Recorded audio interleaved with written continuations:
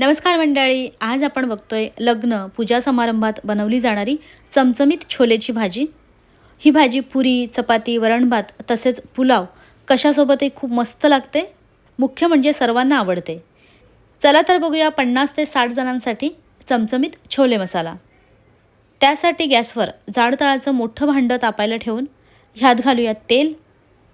तर एवढ्या भाजीसाठी साधारण 700 ग्रॅम तेल घेतले।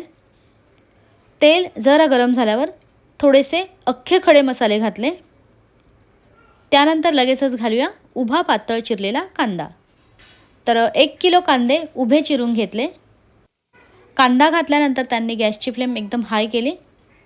हाय फ्लेमवरच कांदा छान परतून घेऊयात।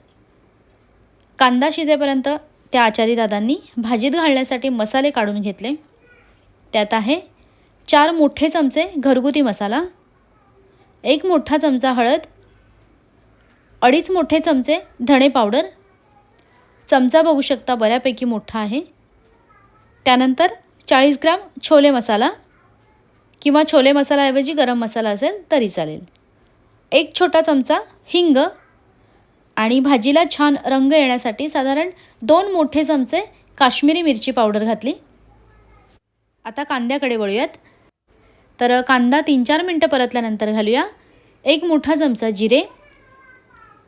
जिरं थोडा वेळ परतलं। कांद्याचा रंग असा थोडासा गोल्डन झाला। आता घालूया आलं लसूण मिरचीची पेस्ट। 5 हिरव्या मिरच्या, 50 ग्रॅम आलं आणि 80 ग्रॅम लसूण मिक्सरमध्ये घालून वाटून घेतले। कांदा शिजल्यानंतर आलं लसूण पेस्ट घातली म्हणजे लसूण तळाला जास्त चिकटत नाही। हे सुद्धा हाय फ्लेमवर थोडा वेळ परतलं। आता घालूया टोमॅटो। तर एकूण अर्धा किलो टोमॅटो घेतलेले, पण त्यातील अर्धे टोमॅटो असे बारीक चिरून घातले आणि अर्धे टोमॅटोची अशी मिक्सरला बारीक पेस्ट करून घातली म्हणजे ग्रेव्ही छान तयार होते। कांदा टोमॅटो मऊ होईपर्यंत 2 मिनिटं हे हाय फ्लेमवर परतलं। त्यानंतर घेतलेले सर्व मसाले घालूयात। मसाले तेल कांद्यावर व्यवस्थित परतून घ्यायचे। मसाले करपू नयेत म्हणून ग्लासभर गरम पाणी घातलं। गॅस फास्ट आहे, शिवाय प्रमाण जास्त आहे त्यामुळे ग्लासभर पाणी लागतंच। आता हे सगळं तेल सुटेपर्यंत छान परतून घेऊयात। 2 मिनिटांनंतर ह्या दादांनी आणखी गरम पाणी घातलं। असं छान तेल सुटल्यानंतर भरपूर कढीपत्ता घालूया। आपण काबुली चणे आधीच उकडून घेतलेले आहेत, त्यामुळे नंतर भाजी शिजायला जास्त वेळ लागत नाही। त्यामुळे कांदा टोमॅटो मसाले आधीच व्यवस्थित शिजवून घ्यायचे। सतत मिक्स करत राहायचं। मसाल्यांना एकदम मस्त तेल सुटले। आता ह्यात घालूया उकडलेले काबुली चणे।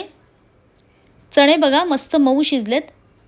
तर 2 किलो काबुली चणे रात्रभर पाण्यात भिजवून सकाळी कुकरमध्ये उकडून घेतलेले। उकडताना त्यात थोडंसं मीठ घातलेलं। उकडल्यानंतर त्यातील पाणी फेकून न देता त्यातील पाण्यासकटच भाजीत घातलं म्हणजे भाजीला चव छान येते। कारण छोले उकडल्यानंतर त्यातील बरीचशी चव पाण्यात उतरते। गॅसची फ्लेम मोठीच आहे।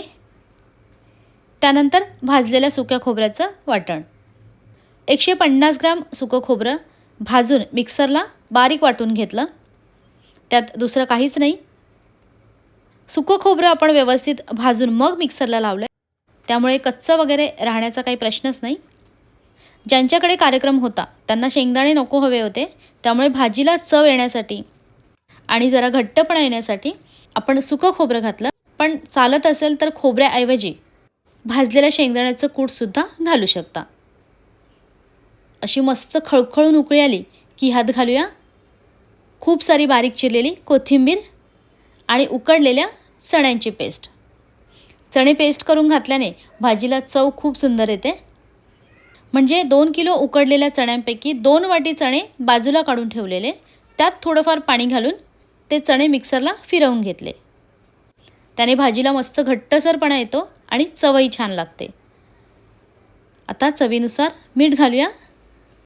तर चांगलं 2 मूठ भरून खडे मीठ घातलं। जास्त प्रमाणात जेवण असेल तेव्हा आचारी लोक जास्त करून खडे मीठच वापरतात।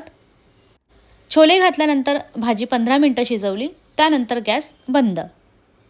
चण्यांची पेस्ट घातल्यानंतर 3-4 मिनिटातच गॅस बंद केला म्हणजे छोले पेस्ट घातल्यानंतर खूप जास्त वेळ शिजवायचं नाही. छोले पेस्ट प्रमाणातच घालायची, नाहीतर ग्रेव्ही न होता पिठल्यासारखं होऊन जाईल. गॅस बंद केल्यानंतर पुन्हा बारीक चिरलेली कोथिंबीर. भाजी आता खूप जास्त गरम आहे, त्यामुळे जरा पातळसर दिसते, पण थोड्या वेळात घट्ट होईल.